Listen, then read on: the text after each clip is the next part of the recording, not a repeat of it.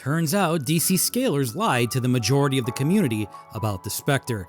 I know, wild, right? Some prominent members of the scaling community lying to others for profit? It's almost unheard of. But hey, most of them are mutants born without a shame center in their brain anyway, unable to feel morality or understand it, like an actual deformed mutant brain wouldn't.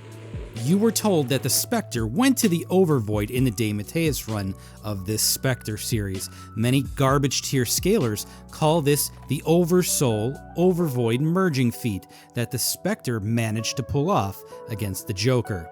It's wild to me that their argument is that any empty space that is white in illustration can automatically mean the Overvoid. Can you imagine how difficult everyday life must be for these people who say this, who spent years of their lives wasted typing out lies and trying to alter the comic stories just to feel better? The dialogue here says this void is the Sea of Eternity, which is the same place you can learn more about in my Lucifer and Presence videos that I've recently made. The other name of the Sea of Eternity is the Garbhodaka, the Casual Ocean, or the Mahapralaya. This is the same location that Lucifer Morningstar went to in the Lucifer 2000 series. No ands, ifs, or buts. The Sea of Eternity simply isn't the Overvoid. It's the complete opposite.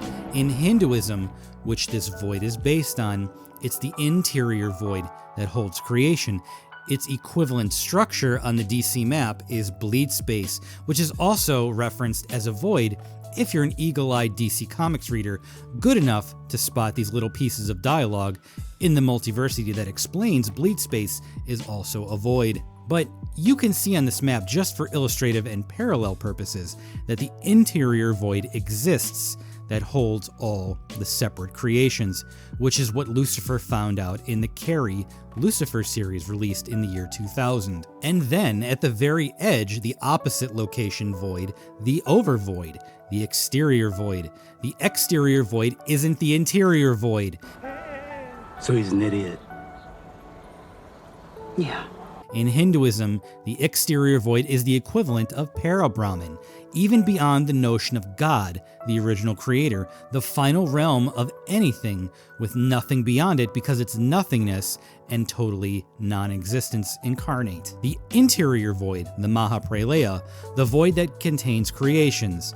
These two are totally different locations. Can you believe that DC Scalers lied about this for decades? Wild. Let's cover Final Crisis Revelations for a second, just because of the comments and influx of people who do not believe the Presence, the biblical God, died during Final Crisis Revelations.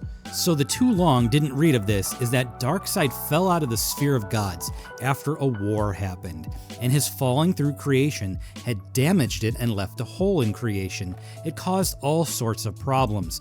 Darkseid's essence takes over a man, and chaos ensues afterward.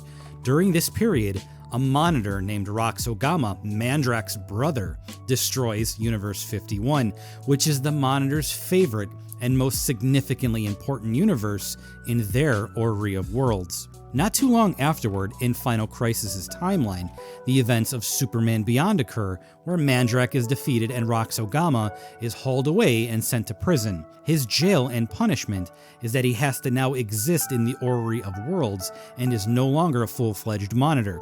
When he crash lands after being chucked out of Nil, he lands in the Antimatterverse, where Ultraman is from, immediately kills him and turns him into a cosmic vampire slave drone, and then holds up a mysterious orb for no apparent reason, then says he'll return when Superman is at his lowest point for his revenge. Fast forward a while, and the Spectre is going on about his business when he suddenly feels weak and like his power is being whittled away. So he says. Kane returns and inhabits the body of Vandal Savage. There's this thing called the Crime Bible, which has a prophecy in it that Kane will return after the old god dies. So Kane returns, which directly implies that the old god died. But who is the old god? Well, we get exposition in this comic that the old god is the god of the fourth world, an entity that the Spectre serves. The entity's other name is the Presence, Yahweh, or Elohim. So both Kane and the Spectre agree that God died, and it was said a few times. Here's just 3 instances of direct confirmation that the presence is currently dead. After Kane strips the Spectre's angelic essence out of the host body of Crispus Allen, it's said that the Radiant is essentially the backup power generator for the Spectre in the event that the presence isn't there to empower his angels anymore. So it says here, our hosts may perish, but our essences remain eternal until the passing of the Almighty, which is God, the Presence, Elohim, Yahweh, and a bunch of other names. So the Spectre ends up winning the battle and now has to continue onward with just one chance to stay alive indefinitely. He makes a really good run. After this time period, Darkseid is shot with Batman's Radion bullet, crippling his material avatar form, and then this form is bodied by the Black Racer. But like Emperor Palpatine in Star Wars, killing his body will only make him more powerful than you can ever possibly imagine. True form Darkseid takes over all of creation and wipes everything and everyone out outside of the Watchtower and Bleed Space, meaning everything not in Bleed Space that's outside of the Watchtower is now gone. You'd think that Darkseid losing his prime avatar body would be a bad thing, but it ends up really helping out his power level and what he's capable of doing. Similarly to Zamasu in Dragon Ball, his physical defeat only meant he figure out a way to merge himself with the universe itself and start to cause problems on a way higher level, if not stopped in time. So Superman learns to sing Platonic concepts out of existence and verifiably wipes Darkseid out of being entirely. At this moment, when all is lost and the entire sum of creation is emptied by Darkseid, Roxogama appears, making good on his promise to return during the lowest possible moment. He drops the corpses of the Spectre and the Radiant on the ground, the 2 angels from the Revelation story arc, and says the dying god left your universe wounded, broken, and defenseless. Here at the end of all stories, come closer, Superman. I need to eat you raw as I did these servants of God, the defenders of the universe. Bad scalers insist that the usage of the word God, just one sentence apart, means 2 different gods, one being Darkseid and the other being about the presence. This is terrible logic. The dying god left your universe wounded, broken, and defenseless cannot apply to Darkseid because his fall rallied everyone to come to its defense. More so, Darkseid didn't give a crap about his avatar body. He wanted his true form, conceptual form, back, which he achieved and became giga powerful afterwards. The servants of God, the defenders of the universe, is the contextual line right after the first sentence that gives understanding and more context to who the dying God is that left the universe defenseless. Without the presence there or his angels, creation is defenseless. The Pax Day angels are the army of the presence who were also killed along with the presence by Roxogama. This is why shortly after Rox appears, Nyx Wotan returns and says he's summoned the forever people of the 5th world and also the Pax Day angels. Currently, they're in the end moments of the 4th world, and Nyx hasn't made the 5th world yet. Remember also that Revelation said the old god of the 4th world had to die before Cain could return.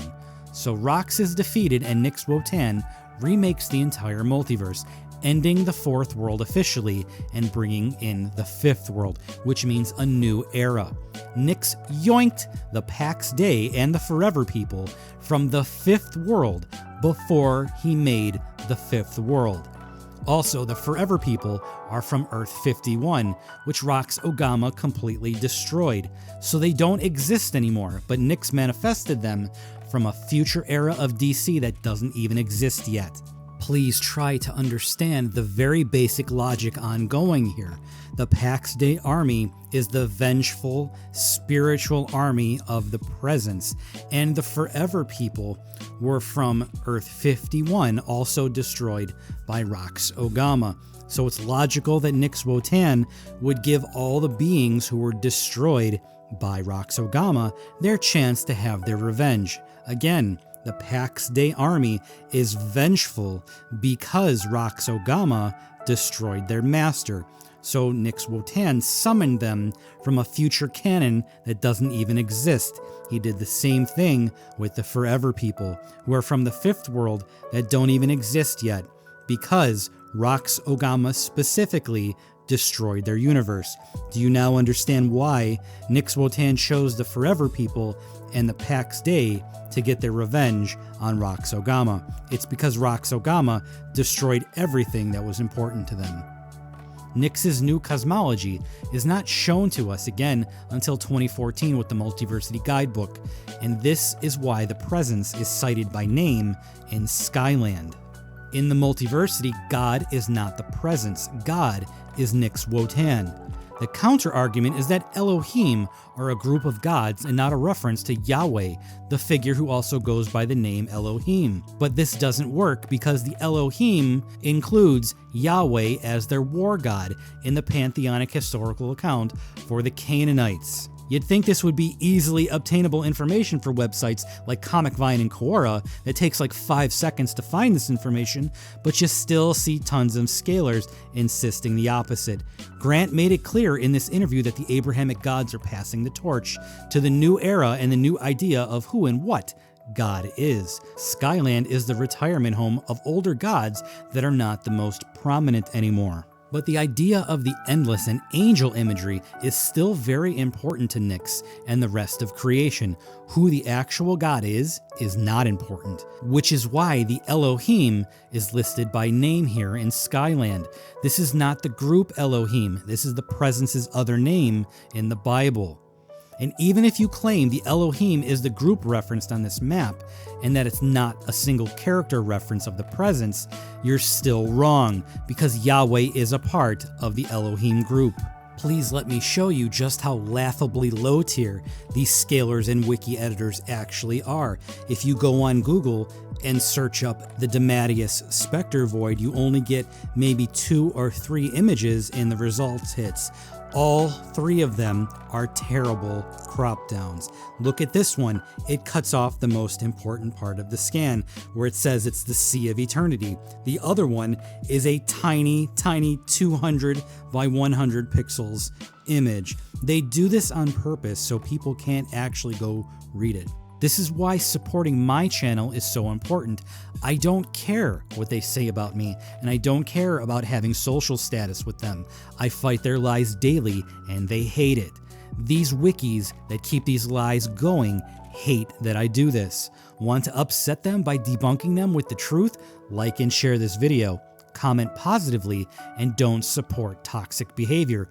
I'm one of the only people in the entire world showing the actual scans and interviews that debunk their mutant brains with no shame center.